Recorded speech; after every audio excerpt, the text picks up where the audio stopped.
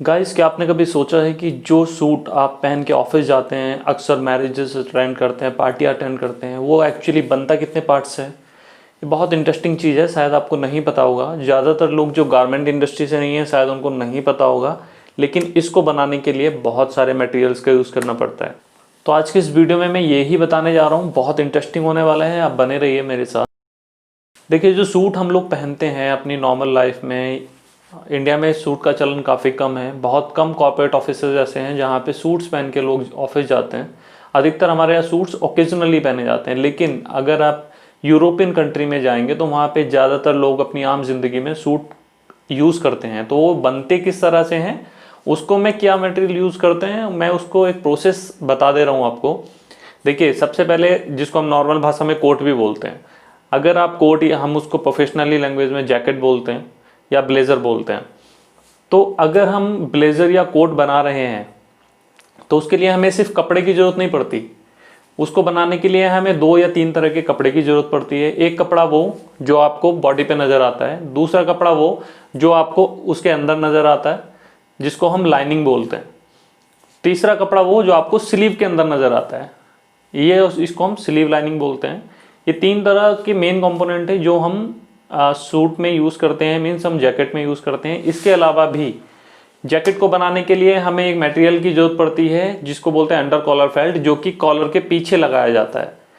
और बहुत सारी चीज़ें पड़ती हैं जैसे chest canvas, sleeve head canvas, ये सब चीज़ें सूट के अंदर उसको प्रॉपर शेप और उसका जो फॉल जब बॉडी पे डलता है सूट, तो उसको क्रीजलेस बनाने के लिए, उसको एक प्रीमियम लुक देने के लिए ये चीज़ें यूज़ की जाती हैं। इनके अलावा सूट के अंदर बहुत सारे फ्यूजेबल आइटम्स यूज़ की जाती हैं जो उसको स्टेबल रखती हैं, उसके अंदर लगे हुए मटेरियल को मूवमेंट से रोकती हैं, उसको एक स्टेबिलिटी देती हैं और देखने में प्रीमियम लुक आता है। जब गारमेंट बन के पूरा फिनिश हो जाता है तो ये सारी चीज़ें मिलकर उसको एक प्रीमियम लुक देती हैं। और ये इसीलिए बनाई जाती हैं इन सारी चीज़ें क्योंकि इससे गारमेंट का लुक प्रीमियम होता है, वेट कम होता है। क्योंकि अगर आप देखेंगे मार्केट में, जब आप किसी ओपन मार्केट में जाएंगे, किसी टेलर को बोलेंगे आपको जैकेट बनाना है यानी कि कोट बनाना है, तो वो जो कोट बनाएंगे, अगर आप उसको कंपैरेटिवली देखेंगे, जो ब्रांडेड कंपनीज हैं, चाहे वो कैल्विन क्लीन हो, चाहे एक्सप्रेस हो, जेसी पेनी या कोई भी कंपनी का अगर आप सूट देखेंगे, तो वेट में ऑलमोस्ट डबल ट्रिपल का अंतर होता है। क्योंकि जो सूट यानी कि कोट हम किसी ब्रांड का लेते हैं तो उसका weight maximum 600 gram to 1 kg होता है, मैक्सिमम 1 kg होता है।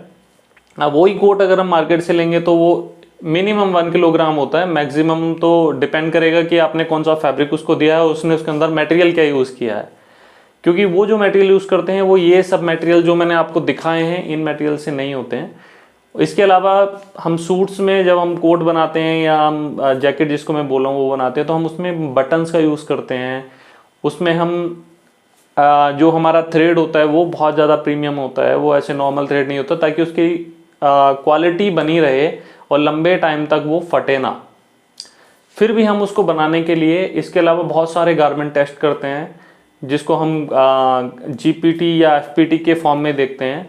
तो जब फैब्रिक आता है तो हमें उसका प्रॉपर्टी टेस्ट करना पड़ता है। फिर जब गारमेंट बनता है तो उसकी स्ट्रेंथ हर तरह से, हर पैरामीटर पे खरा उतरेगा कि नहीं उतरेगा, वो हम चेक करने के लिए उसका जीपीटी टेस्ट कराते हैं।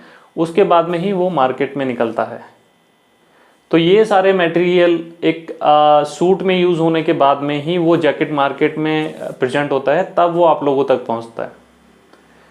आई होप आप समझ गए होंगे कि जो सूट आप पहन के ऑफिस जा रहे हैं, एक्चुअली उसको बनाने के लिए कितने प्रोसेस से गुजरना पड़ता है, उसके बाद जाके वो आप तक पहुंचता है, ताकि आप पहन के उसे ऑफिस जा सकें या किसी मैरिज पार्टी या फंक्शन अटेंड कर सकें। उम्मीद करता हूँ वीडियो पसंद आया होगा। लाइक शेयर सब्सक्राइब करें चैनल। मिलते हैं नेक्स्ट वीडियो में एक नई अपडेट के साथ। तब तक के लिए thank you very much, bye bye.